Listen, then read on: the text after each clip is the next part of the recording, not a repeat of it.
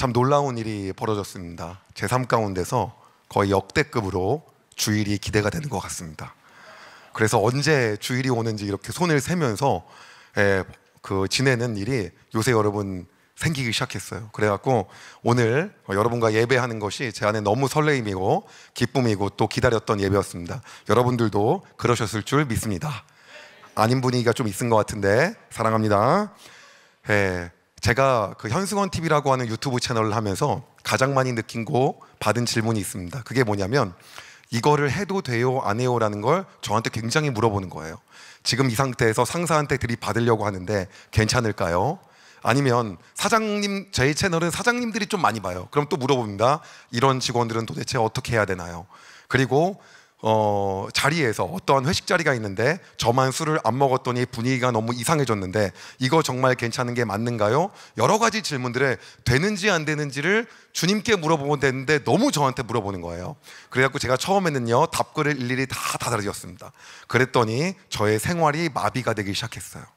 그래서 더 이상 답을 다 했으면 안 되겠다 싶어가지고 이제는 그냥 가만 냅두기로 결정을 했습니다. 어느 날은 그럼에도 불구하고 제 마음 가운데 찔림이 있는 거예요. 이거를 답을 해야겠다. 그래서 Q&A 같은 걸 만들어가지고 하나하나 올리기 시작했어요. 그럼에도 불구하고 올린 것을 유튜브의 특징이 알고리즘이 뜨면 보는 거지 찾아서 보지 않기 때문에 안 누른다는 거예요. 그래서 오늘 여러분들과 함께 우리가 크리스찬으로 살아가면서 도대체 우리가 무엇을 해야 되는지 하지 말아야 되는지 우리의 삶 속에서 이것은 가능한 영역인지 아닌 건지 이것은 예수님이 기뻐하는 건지 아닌지에 대해서 오늘 여러분과 함께 이야기를 나누려고 합니다. 오늘 그 내용을 가지고 여러분과 함께 나눌 말씀이 있습니다. 오늘의 말씀은 고린도전서 10장 23절에서 33절입니다. 말씀이 좀 긴데요, 제가 한 절 읽고 여러분이 한 절 읽고 마지막 같이 읽는 교독 방식으로 읽도록 하겠습니다. 제가 먼저 읽겠습니다.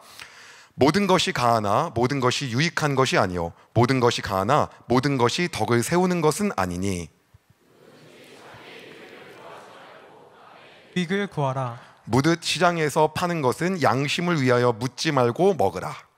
이는 땅과 거기 충만한 것이 주의 것임이라. 불신자 중 누가 너를 청할 때에 너가 가고자 하거든 너희 앞에 차려놓은 것은 무엇이든지 양심을 위하여 묻지 말고 먹으라. 누가 너희에게 이것이 재물이라 말하거든 알게 한 자와 그 양심을 위하여 먹지 말라. 내가 말한 양심은 너희의 것이 아니요 남의 것이니 어찌하여 내 자유가 남의 양심으로 말미암아 판단을 받으리요. 만일 내가 감사함으로 참여하면 어찌하여 내가 감사하는 것에 대하여 비방을 받으리요. 그런즉 너희가 먹든지 마시든지 무엇을 하든지 다 하나님의 영광을 위해 하라. 함께 읽겠습니다. 시작. 유대인에게나 헬라인에게나 하나님의 교회나 거치는 자가 되지 말고 이어서 있습니다. 나와 같이 모든 일에 모든 사람을 기쁘게 하여 자신의 유익을 구하지 아니하고 많은 사람의 유익을 기하여 그들로 구원을 받게 하라. 아멘. 이 말씀에 대해서 우리가 읽은 적은 있는데 정확하게 잘 해석을 해본 적이 없습니다. 그래서 오늘 여러분과 함께 그 얘기를 한번 해보려고 합니다. 우리가 사회에서 일상생활을 하다 보면요 이것을 해야 되는지 하지 말아야 되는지가 너무나도 많이 있습니다. 근데 문제는 뭐냐면 이겁니다. 법으로 막아놓지 않은 것들도 되게 많아요. 근데 우리는 보통 어떻게 배우냐면 도덕과 법 정도만 배웁니다. 그런데 하나님 나라의 법칙은 또 별개라고 하는 거죠. 자, 만약에 우리가 도덕하고 국가에서 만들어진 법 갖고만 행동을 한다면 그러면 우리는 그 제재 안에서 모든 걸 할 수 있어요. 그러신 분들은 어디에 난 그렇게만 딱 살겠다고 결정하면 어디 가면 너무 편하냐면 미국 서부나 동부에 가면 마약도 할 수 있습니다. 그렇지 않습니까? 거기는 법이 가능한 거예요. 가란 얘기가 아닙니다. 그렇기 때문에 우리가 법하고 도덕으로만 산다고 한다면 실제로 이것이 과연 맞는지 안 맞는지 애매할 때가 너무나도 많이 있다는 거예요.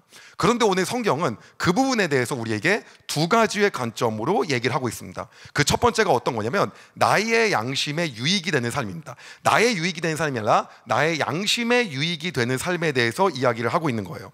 제가 쉬운 성경으로 여러분들의 이해를 위해서 제가 읽어드릴 테니까 여러분들이 듣기만 하겠습니다. 고린도전서 10장 23절입니다. 모든 것이 허용되었다고 여러분은 말하지만 모든 것이 다 유익한 것은 아닙니다. 또 모든 것이 허용되었다고들 그러지만 모든 것이 다 덕을 세우는 것은 아닙니다 라고 나옵니다. 우리가 크리스찬이기 때문에 무언가를 할 때 우리의 양심 가운데 찔림이 있을 때가 있습니다. 그건 대부분 어떤 경우냐면요, 하나님이 우리의 가운데 성령을 통해서 말씀하실 때예요. 이거는 아니라고 하는 거. 근데 그것은요, 신앙의 격차에 따라서 내가 하나님과의 관계에 따라서 각각 다릅니다. 누군가는 무엇을 하는데 전혀 찔림이 되지 않는 사람이 있어요. 누군가는 엄청 찔리는 사람이 있고요. 그거에 따라서 행동을 하는 것이 첫 번째 가이드입니다. 근데 이것은 무엇을 위해 중요한 거냐면 나와 하나님과의 관계입니다. 다시 말하면 나의 양심에 유익이 되는 삶에 대한 거의 포인트는 뭐냐면요, 나의 양심에 유익이 되는 건 나와 하나님과의 관계인 거예요. 그것이 뭐냐면 나와 하나님과의 관계를 통해서 이것이 덕이 되냐 안 되냐는 거죠. 제가 어느 날 저희 비서하고요, 그리고 저희 회사 직원들하고 삼겹살집을 갔는데 거기서 어떻게 했냐면 삼겹살을 거의 한 6명 정도 해서 대략 한 20인분 정도를 먹었어요. 근데 저희 비서가 아는 척을 하는 거예요. 뭐 오빠 뭐 난리가 났어요. 그래갖고 누구야 물어봤더니 학교 선배라고 하는 거예요. 그러면서 거기는 이제 부부끼리 왔는데 한 잔씩 먹고 있는 거예요. 그래갖고 아, 학교 선배인가 보다. 그리고 갔어요. 갔더니 뭐라고 하냐면, 저한테 뭐라고 하냐면 저 오빠가 신실한 크리스찬이래요. 저 오빠가 전도한 사람이 10명이 넘는다는 거예요. 그래갖고 제가 이제 그걸 보고 나서, 근데 저기 그 술 마시는 걸 봐서 그분도 사실 그 오빠도 저를 알았는데 이걸 한잔 하고 있어서 저한테 아는 척을 못했다는 거예요. 참 놀라운 건 어떤 거냐면, 여러분, 우리의 삶 가운데서 우리 안에 찔림이 있는 게 있고 없는 게 있어요. 근데 첫 번째 기준은 어떤 거냐면 우리 안에 먼저 찔림이 있냐 없냐가 굉장히 중요한 포인트입니다. 그래서 저는 옛날에요, 그걸 가지고 한번 훈련을 받아본 적이 있었어요. 근데 제 안에는 얼마나 무뎠냐면요, 아무렇지도 않은 게 있는데 아침에 합숙 생활을 할 때였어요. 세수를 해야 되는데 누군가가 이렇게 비누를 갖다 놨더라고, 자기 걸요. 그래서 저는 아무 생각 없이 그냥 그 비누를 퍽퍽퍽 썼어요.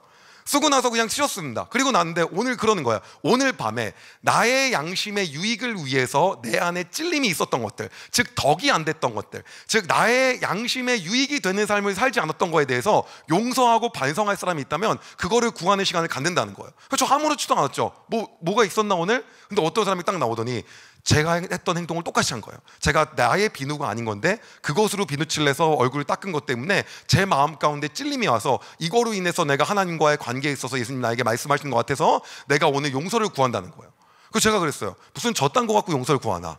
저 이렇게 어이없는 소리를 하고 있나? 근데 여러분, 이 포인트는 어떤 거냐면 사람마다 다 그 부분이 다르다고 하는 거죠. 그렇기 때문에 당시에도 문제가 여러 가지로 있었던 거예요. 그래서 이제 어떤 거라면, 여러분이 일단 첫 번째로 오늘 해야 될 게 있어요. 뭐냐면, 여러분이 만약에 이 판단을, 그럼 나의 양심에 대한 판단은 근거를 뭐로 하는 거냐, 이거예요. 내가 이 행동을 함으로써 하나님과의 관계가 멀어질 것 같다, 그럼 아닌 겁니다. 근데 멀어질 것 같은데도 불구하고 전혀 안 멀어질 것 같다, 그럼 괜찮아요. 근데 멀어질 것 같다, 그럼 아닌 거죠. 그래서 여러분이 오늘 가셔갖고 친구들하고 둘이서 맞댄발을 팍 피는데 하나님 너무 사랑하는 마음이 확 올라와. 너무 막 성령의 은혜가, 감동이 넘쳐. 그러면 맞는 거죠. 근데 여러분이 만약 그게 아닌 것 같아, 그럼 아니라는 거예요. 그래서 기본적으로 어떤 거냐면 내 마음 가운데 어떠한 마음이 드냐, 그것을 통하여 이 유익이라는 게 다른 말로 하면 덕이 되냐 안 되냐인데, 덕이 되냐 안 되냐가 판단이 된다라고 하는 거예요. 그래서 성경에서도 이와 같이 이 부분에 대해서 언급한 부분이 있어요. 신약에 바울이 얘기했던 거 있는 거 아닙니까? 아니요, 구약도 비슷한 얘기가 있어요. 뭐가 있냐면요, 딱 생각을 하는 거예요. 모세가 출애굽 이후에 40년간 광야 생활을 겪으면서 하나님이 뭘 훈련시키고자 하는지 알았어요. 그 훈련의 대상이 어떤 거냐면 하나님과의 관계였어요. 하나님과의 관계가 끈끈하고 친밀한 것이 제일 중요하다라고 하는 걸 교육시키고 알려주려고 하는지 포인트를 알았어요. 그래가지고 어떻게 생각을 했냐면, 이 광야 생활 끝나고 가나안에 들어가게 되면 이 하나님과의 관계가 제일 중요하니까 이들이 이것을 절대로 잊으면 안 된다라는 마음을 갖고 있었어요. 근데 모세는 여러분이 다 아는 스토리대로 가나안에 들어가지 못해요. 정확하게 말하면 요단 동편만 점령을 하고요, 서편, 그럼 요단 서편은 어디입니까? 지금의 현재 이스라엘과 거의 비슷합니다. 거기 땅을 밟지 못합니다. 그리고 나서 느보산이라는 데에서 마지막 그 가나안 서편을 바라보면서 나는 여기서 가지 못하지만 너희들에게 신신당부를 하면서 마지막으로 해야 될 말이 있어 라고 하면서 쓴 책이 있어요. 그게 뭐냐면, 필 꽂히면 오늘 빡 읽어도 좋을 것 같은데 그게 신명기예요. 모르는 분위기네요, 여러분. 그 설교가, 그래서 신명기가 어마어마하고 위대한 마지막 유언 설교입니다. 그래서 그 신명기를 어떤 분이 보면 그게 매울 신자라고 착각, 읽으면 맵다는 거야. 그게 아니라 신신당부할 때 신자예요, 그게요. 그래서 여러분이 보는 게 뭐냐면, 거기서 모세가 마지막으로 이거를 하게 되면 하나님과의 관계가 멀어진다는 걸 얘기해요. 여러분한테 참고가 될까봐 제가 그림을 하나 가져왔습니다. 잠깐 띄워주시죠. 자, 이게 보시게 되면요, 여러분 보면 가운데 요단강이 있잖아요. 가운데 그 갈릴리 호수하고 사해바다 두 개의 물구덩이 있죠. 거기 금이 요르단강, 요단강이거든요. 거기에서 오른쪽에 므낫세 2분의 1, 갓, 암몬, 르우벤, 모압 있죠. 그쪽에 해당하는 것을 모세가 싹 다 점령을 한 것이에요. 그리고 그 왼쪽에 해당하는 아셀, 납달리, 스불론, 므낫세 2분의 1, 에브라임, 단, 베냐민, 유다 있죠. 거기가 점령하지 못한답니다. 그쪽을 바라보면서 제가 네모 쳐놓은 부분이 있어요. 빨간 테두리로. 그 느보산에서 마지막으로 유언 설교를 하는 겁니다. 인강 듣고 있는 거 아닙니다. 여러분 알겠죠? 공부시키는 거 아니까 걱정하지 마세요. 그래서 거기서 그 유언 설교를 쫙 하는 거예요. 거기서 했던 설교의 내용 중에서 오늘 다 읽을 수 없으니까 정말 핵심적인 부분, 너희가 이 땅에 들어가게 되면 너의 그 마음에, 다시 말하면 너의 양심에 유익이 되는 삶, 그 삶을 살아야 하나님과 가까워질 수 있는데 양심에 유익이 되지 않는 삶을 살면 안 된다. 그 덕이 안 되는 삶을 살면 절대 안 된다라고 하면서 이것만은 기억하라고 꼭 얘기한 부분에 포인트가 있습니다. 그게 뭘지 제가 한번 여러분을 위해서 읽어드릴 테니까 한번 잘 듣기만 해보시기 바랍니다. 신명기 17장 14절에서 17절인데요 제가 쉬운 성경으로 한번 읽어드리겠습니다. 여러분의 하나님 여호와께서 여러분에게 주시는 땅에 들어가 그 땅을 차지하고 살 때 우리 주위의 다른 나라들처럼 우리도 왕을 세우자라는 생각이 들면, 일단 이거 잘못된 건데 이런 생각이 들면 반드시 여러분의 백성 가운데 하나님 여호와께서 선택하시는 사람을 왕으로 세우시오. 여러분 가운데 속하지 않은 외국인을 왕으로 세우면 안 돼요.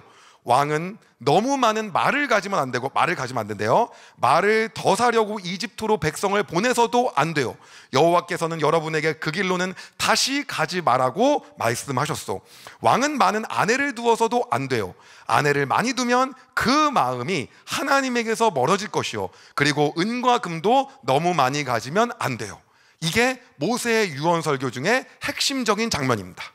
이 얘기를 딱 하면서 가면은 절대 이걸 하지 말라 그래요. 만약 누군가가 여러분을 위해서 뭘 하지 말라고 한다면 그것은 하나님과의 관계를 위해서 교회에서 하지 말라 그래도 하지 않는 거예요. 왜냐, 이거를 하게 되잖아요. 우리가 마음 안에 아무리 봐도 이거 예수님이 싫어하는 것 같아. 근데 그걸 계속 하죠. 그럼 하나님과의 관계가 멀어집니다. 그게요. 그리고 무뎌지기 시작해요. 근데 그것을 계속해서 내 안에 성령께서 일깨우시고 하면서 지키기 시작하면 하나님과의 관계가 더 친밀해지기 시작하는 거예요. 그렇기 때문에 이것을 얘기하는 거예요. 이거 하면 하나님과 관계 멀어진다. 그리고 나서 왕을 세울 생각도 안 합니다. 실제로 가나안 점령이 끝나고 하나님께서는요 그 땅을 가지고 하나님이 왕이 돼서 그 땅을 통치하고 지배하기 시작해요. 그런데 이민족의 침해가 잦다 보니까, 침략이 잦고 그러다 보니까 그들이 생각한 게 뭐냐면 하나님이 왕인 것만으로는 너무 답답하다. 우리가 눈에 보이는 왕이 있어야 빨리 군대도 소집해서 무찌를 수 있지, 이거 너무 체제가 답답하니까 이걸로 안 되고 왕을 세우게 해달라고 하는 헛소리를 합니다. 그리고 하나님이 그 말씀을 들어줘요. 그렇게 세워진 첫 번째 왕이 여러분이 아는 사울 왕입니다. 그리고 그 사울 왕이 잘못 망가져서 폐위당하고 그 다음에 다윗 왕이 되죠. 그리고 다윗 왕 다음 솔로몬 때 이 모세가 이야기했던 이 마지막 신신당부한 유언에 대한 답변과 결과물이 나옵니다. 제가 그 부분을 한번 읽어드리려고 합니다. 열왕기상 10장 26절입니다. 쉬운 성경이에요. 잘 들으세요. 솔로몬은 전차와 말을 많이 가지고 있었습니다. 솔로몬은 전차 1400대와 전차를 모는 사람 12,000명을 두고 있었습니다. 솔로몬은 그들을 전차를 두는 성과 예루살렘에 두었습니다. 여기서 끝나지 않습니다. 11장 3절에서 4절도 함께 읽어드리겠습니다. 열왕기상 11장 3절에서 4절입니다. 솔로몬은 700명의 후궁과 300명의 첩을 두었습니다. 솔로몬의 아내들은 솔로몬의 마음이 하나님으로부터 멀어지도록 만들었습니다. 솔로몬이 늙어감에 따라 그의 아내들은 그의 마음을 돌려 다른 우상들을 섬기게 했습니다. 솔로몬은 그의 아버지 다윗처럼 여호와를 참되게 섬기지 못했습니다. 결국 이것이 결론이 난 겁니다. 어떤 결론입니까? 하나님과 관계가 멀어진 거예요. 오늘 여러분의 삶 가운데 권면하고 싶은 게 있는 거예요. 내 안에 마음 가운데 찔림이 옵니다. 우리가 그때 넘어지고 쓰러질 수 있습니다. 그러나 우리가 그때마다 기도해야 됩니다. 하나님, 이 시간 내가 이것들을 하지 않게 마음을 주십시오. 내가 이 하나님 찔림 준 거에 대해서 싫어하는 마음을 주십시오 라고 기도하고 나아가는 거예요. 제 마음 가운데 이러한 마음이 드는 거예요. 어떤 게 있었냐면, 처음에 회사에서 재정을 벌고 그 재정이 한 수익이 처음으로 남았던 해가 있었어요. 그게 한 20억 가까이 된 액수였는데 그걸 가지고 이제 처음 하나님께 수익 남은 걸 다 하나님께 드리기 위해서 마음을 다 가졌어요. 그건 마음속에 계속 갖고 있던 거예요. 그리고 나서 그걸 어떻게 하기로 했었냐면, 여러분 제 간증 들으신 분 있겠지만 게스트하우스를 지으려고 마음 먹었어요.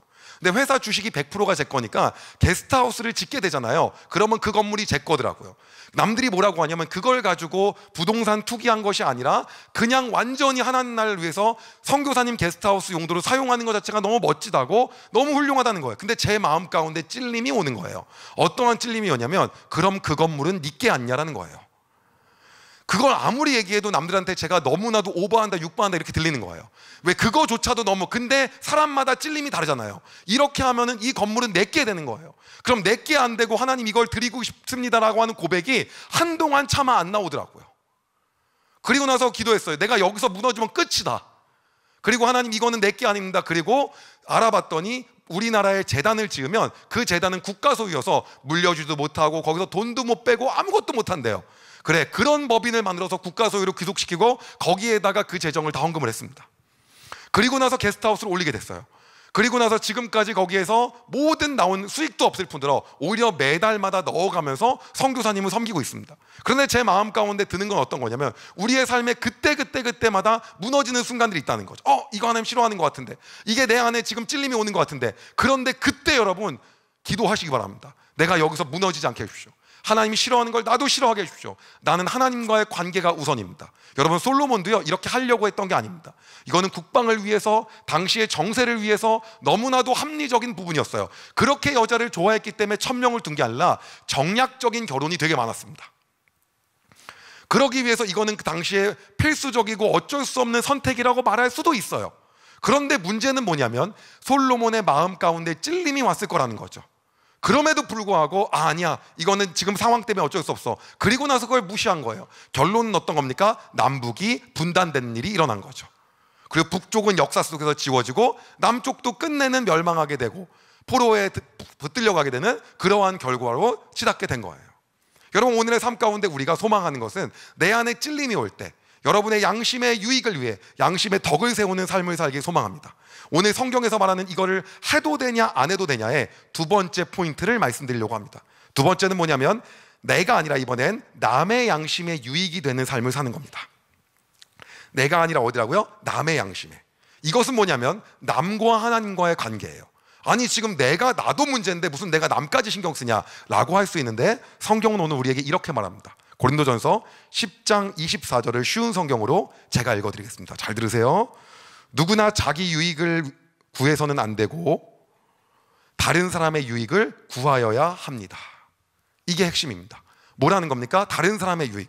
그러면 이게 어떤 얘기입니까? 이런 얘기를 하는 거예요. 자, 누군가가 생각했습니다. 저요, 타투해도 됩니까? 술 마셔도 됩니까? 담배해도 됩니까? 이거에 대해서 성경이 알려준 기준이에요. 여러분이 한 모습을 봅니다. 근데 어떤 크리스천이 봐요. 근데 그러는 거, 정말 크리스천이 저렇게 해도 되는 게 맞아?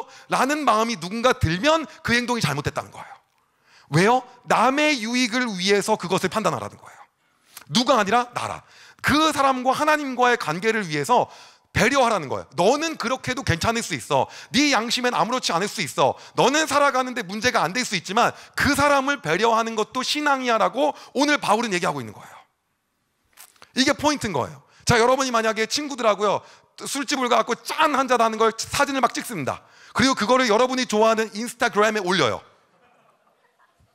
그리고 나서 딱 봅니다. 근데 그 영상을 보고 새신자들이, 교회에 얼마 안 나온 사람들이 보면서 하나님을 막 더 사랑하게 돼. 하나님 사랑합니다. 예. 그리고 막 십자가 보혈 노래 부르고 너무 은혜가 돼서 그럼 해야 하면 되죠. 근데 그게 아닌 것 같아. 저분 교회에서 본 것 같은데 왜 저러지? 이러면 그를 위해서 하지 말라는 거예요. 이게 신앙인으로서 해야 되냐 말아야 되냐의 기준에 대해서 이야기하는 거라는 거예요. 여러분, 제가 하는 말이 아니라 사도 바울이 하는 말이에요. 그러면 당시에는 무슨 문제가 있었습니까? 1세기에는요 어떤 기막힌 문제가 있었냐면, 당시에 우상들이 어마어마했어요. 이방 신전들이 많았다는 거예요. 근데 그 신전의 특징은 뭐냐면, 거기서 죽이고 막 동물을 죽이고 하는 막 제사를 지냅니다. 근데 그 제사를 너무나도 더럽고 지저분하게 드려요.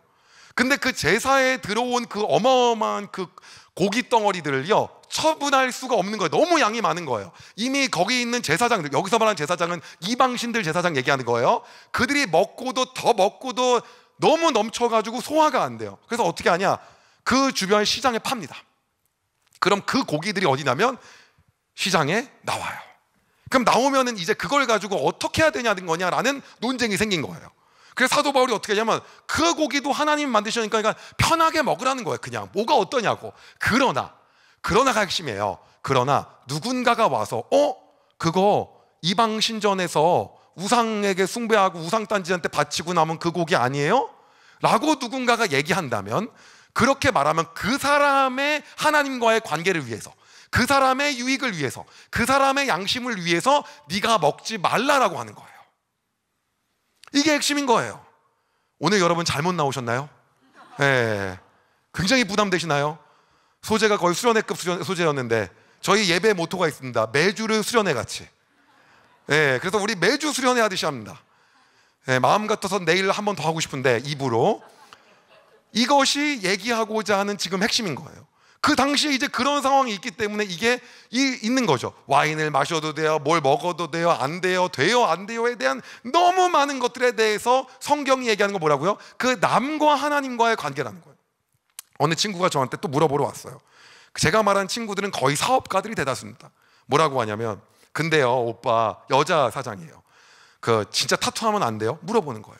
그래서 제가 얘기했어요. 첫 번째, 너가 해도 하나님을 사랑한다면 문제가 없니? 문제가 없는 것 같대.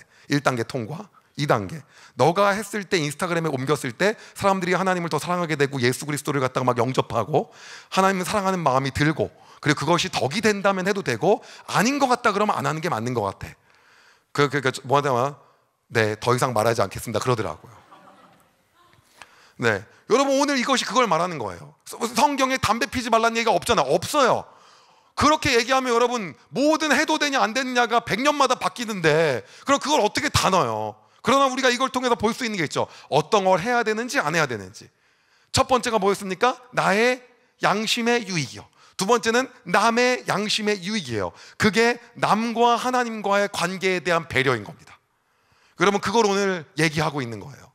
그래서 지금 여기 보면 아주 그냥 이 설교 시원하다라고 생각하는 사람들이 별로 없는 것 같고, 대다수가 지금 마음이 막 찔리고 있는 것 같은데, 오늘 그래서 여러분들이 회사에서 결단해야 되는 거예요. 어떤 걸 결단해야 되는 거냐면, 나는 어떻게 살기로.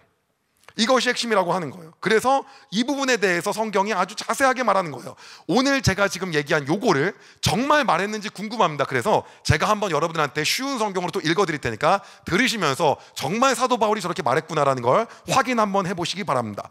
고린도전서 10장 25절에서 33절을 쉬운 성경으로 제가 읽어드리겠습니다. 시장에서 파는 고기는 어떤 것이 되었든지 양심을 위해 꼬치꼬치 캐묻지 말고 그냥 사 먹으십시오. 땅과 그 안에 가득한 것이 다 주님의 것이기 때문입니다. 주님을 믿지 않는 사람이 여러분의 식사에 초대하여 여러분이 그 집에 가거든 차려놓은 음식은 양심을 위해 꼬치꼬치 캐묻지 말고 무엇이나 드십시오. 그러나, 형광펜이요, 그러나 누가 이 음식은 제물로 바쳤던 것이오 라고 말하면, 말해준 그 사람과 그의 양심을 위해, 너가 한다 그의 양심을 위해 그 음식을 먹지 마십시오. 내가 여기서 말하는 양심은 여러분 자신의 양심이 아니라 다른 사람의 양심을 의미하는 것입니다. 왜 나의 자유가 다른 사람의 양심에 의해 판단을 받아야 합니까? 내가 감사하고 음식을 먹는데 내가 음식을 먹는 것 때문에 비난받아야 할 이유가 어디 있습니까? 그러나 잘 생각해 보라는 거예요. 여러분은 먹든지 마시든지 무엇을 하든지 모든 것을 하나님의 영광을 위해 하십시오. 유대인에게나 이방인에게나 하나님의 교회의 걸림돌 같은, 이걸 걸림돌 같은 존재라고 썼어요. 제가 말한 거 아니에요. 걸림돌 같은 존재가 되지 마십시오. 나처럼 하십시오. 나는 나의 유익을 구하지 아니하고 많은 사람의 유익을 구하였습니다. 많은 사람들이 구원을 받도록 모든 면에서 모든 사람들을 기쁘게 하려고 하였습니다. 이게 포인트라는 거예요. 이 말씀에서 자유로운 사람들이 거의 없습니다. 저도 자유롭지 못해요. 왜?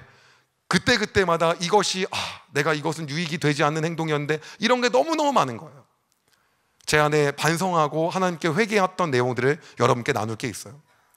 저는 사업하는 사람들만 보면 어떻게든 도와주고 싶은 마음이 막 강했어요. 근데 딱 보잖아요. 여러분 이렇게 판단하는데 딱 보면 왜 장사가 안 되는지 너무 보이는 거예요. 왜 사업을 못하는지. 그래서 막 알려주고 싶은 거예요. 어떻게든 잘 되게 해주려고. 이 열정도 문제죠. 예, 이게 다 욕먹는 열정이거든요. 잘못 알려줬다가 막 그러고 싶은 거예요. 그래서 알려줘도 안 되겠다. 그래서 사업 잘 되는 방법을 유튜브 영상으로 찍기로 마음을 먹었어요. 그래서 이렇게 해야 된다, 생활 습관, 자세 이런 걸 막 올렸어요. 근데 이걸 올리다 보니까 어떤 문제가 생기냐면, 하나님은 온데간데 없고 이것이 사람의 성공적인 방식만 계속 나가는 거예요. 그래서 제 마음 가운데 어느 순간 성령께서 마음을 주시는 거예요. 너 그거 아닌 것 같다, 그만해라. 너 그거 아닌 것 같다, 그만해라. 제 마음에 찔림이 있는 거예요. 계속 아닌 것 같다. 그런데 듣고 싶지가 않았어요. 난 이걸 해야 된다. 근데 어떠한 일이 벌어졌냐, 그 채널을 다 지울 수밖에 없는 상황이 일어났어요. 그래서 완전히 지워지면서 다시 하나님께 회개하면서 기도하는데 왜 덕이 되지 않은 행동을 했냐는 거예요. 우리는 생각할 수 있습니다. 이것은 법적으로 맞냐 안 맞냐, 도덕적으로 맞냐 안 맞냐. 일반 사람들한테 물어보면 그게 문제가 되냐고 다 말합니다. 그러나 우리는 하나님께서 우리에게 주신 양심이 있다는 겁니다. 그것을 가지고 판단하고 살아가는 거예요. 그게 핵심적인 부분이라고 하는 거죠. 그래서 우리가 얘기할 수 있는 거예요. 두 가지 포인트, 이거 여러분 기억하십시오. 나와 하나님과의 관계, 이것이 핵심입니다. 다시 말하면 나의 양심에 유익이 되는 삶, 이것이 첫 번째고요. 두 번째는 남과 하나님과의 관계, 다시 말하면 남의 양심에 유익이 되는 삶, 이것이 두 번째입니다. 이제 여러분들이 오늘의 이 말씀 이후에 직장 내에서 술자리가 있을 거고요. 그리고 직장 내에서 여러 가지, 아니면 사업을 한 나중에 친구들과 만나면서 여러 가지 것들이 있을 겁니다. 그때 여러분 딱 이 두 가지만 기억하시기 바랍니다. 지금 예수님께서 나에게 어떠한 마음을 주고 계신지, 그리고 내가 이렇게 하는 행동으로 하여금 지금 저 사람에게 어떠한 영향력을 미치는지, 나의 양심이 아니라 그를 위해서 내가 어떻게 할 것인지. 그러면 마시고 나서 인스타그램에 안 올리면 조금 나은 건가요? 조금 나은 거긴 합니다. 조금은 낫죠. 많이 유익되지 않게 한 걸 적게 유익이 되지 않게 했으니까 조금은. 그러나 웬만하면 권면하지 않습니다. 그래서 여러분, 이것이, 그러면 교회를 다니면 너무 자유가 없는 거 아니야, 이거 너무 답답할 것 같은데, 여러분 진짜 그런데 제가 말씀드리고 싶은 게 있어요. 뭐냐면, 그렇게 살아가면 정말 답답할 것 같죠? 근데 하나님이 우리의 삶에 주시는 풍성함이 있습니다. 하나님이 우리의 삶에 주시는 또 다른 어나더 레벨의 풍성함이 있어요.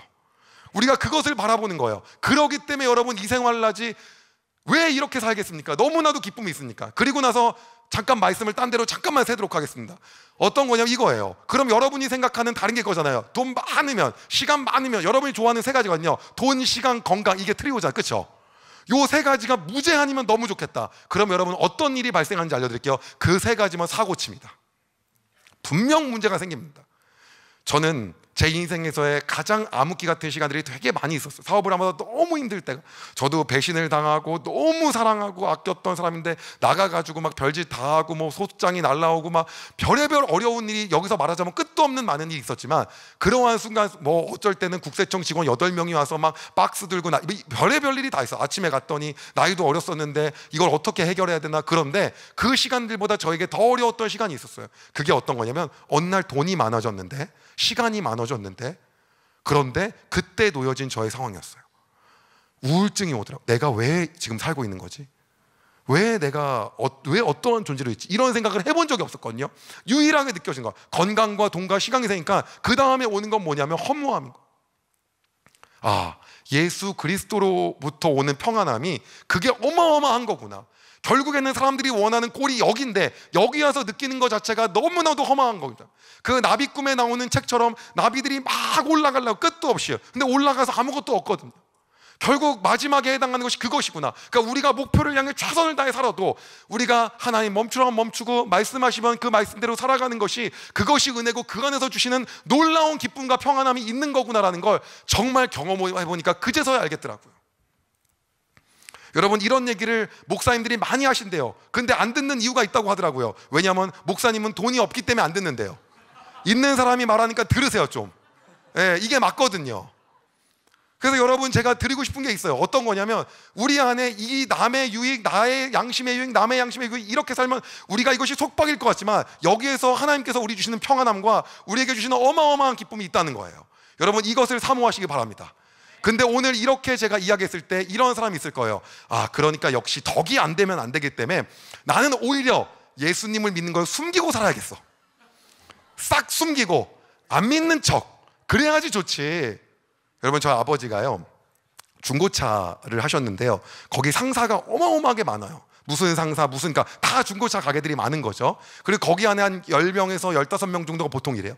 그 안에 거의 한 1000명 정도 됐던 것 같아요. 엄청 많아요. 근데 아버지가 처음으로요 신우회를 시작했어요. 그럼 그 많은 사람 중에 몇 명이 참여했냐면 4명이 온 거예요. 이유가 뭐냐면 신우회에 가는 순간 불편해지는 거죠. 누가 불편해지는 겁니까? 나의 양심에 거리낌이 없는 사람들은 안 불편해요. 양심에 거리낌이 있을 것 같은 사람, 남의 양심을 위해 살아야 되는 사람, 나의 양심의 유익을 위해 살아야 되는 사람이 불편한 거예요. 그렇지 않습니까? 그러니까 안 오는 거죠. 그런데 오늘 그들을 향해서 예수님이 직접 말씀하신 게 있어요. 그럼 뭐라고 말씀했냐? 함께 읽어보도록 하겠습니다. 누가복음 9장 26절입니다. 함께 읽겠습니다. 시작. 누구든지 나와 내 말을 부끄러워하면 인자도 자기와 아버지와 거룩한 천사들의 영광으로 올 때 그 사람을 부끄러워하리라. 여러분 뭐라는 겁니까? 예수님도 여러분 부끄러워할 거라는 거예요. 아, 이거 하나밖에 없는 겁니까? 제가 찾아봤는데 비슷한 구절이 한 20개 넘더라고요. 방금 내용 이해 안 가신 분 있을까 봐 다른 구절은 쉬운 성경으로 제가 또 여러분 귀에 꽂히게 한번 읽어드리겠습니다. 누가복음 12장 8절에서 9절입니다. 내가 너희에게 말한다. 사람들 앞에서 나를 고백하는 사람은 나 예수님 믿습니다. 예수님 내 삶의 주인입니다. 사람은 누구든지 인자도 예수님도 하나님의 천사들 앞에서 그를 인정할 것이다. 사람들 앞에서 나를 부인하는 사람은 하나님의 천사들 앞에서 부인당할 것이다. 여러분 예수 그리스도께 인정받는 삶 살기를 소망합니다. 다른 데가 아니라 예수님께 인정받는 삶 살기를 소망합니다. 그래서 여기서는 내가 드러내면 내 인생의 손해일 것 같을 때에 내가 예수님 있는 사람임을 드러내는 사람 되기를 소망합니다. 오늘 성경은 우리에게 이것을 정확하게 말하고 있는 겁니다. 그러면 진짜 불편해질 것 같은데요, 여러분 그 안에서 빛과 소금의 삶을 한번 살아보십시오. 여러분 할 수 있습니다. 제가 이런 삶을 어떻게 살아가는 건가, 진짜 이게 쉽지 않은데 여러분 근데 그게요, 제가 요즘 여러분 믿음의 삶이 이제 거의 끝나가거든요. 근데 믿음의 삶에 다 나와요. 그래서 여러분 아직 변화의 삶은 안 했기 때문에 여기 선배님들 많이 계셔갖고 차마 말을 못하지만 믿음의 삶을 안 하신 분은 무조건 하셔야 됩니다. 와, 제가 진짜 저는 여러분 인간 강사였기 때문에 교재를 많이 만들었어요. 인간 교재로요. 근데 교재 퀄리티가 너무 높아요. 그래갖고 제가 대표 목사님 만나갖고 이건 교재가 너무 좋은 것 같다 했더니 목사님 한마디 하시는 거예요. 그거 내가 다 쓴 거야 그러시더라고요. 예. 너무너무 여러분 진짜 이거구나.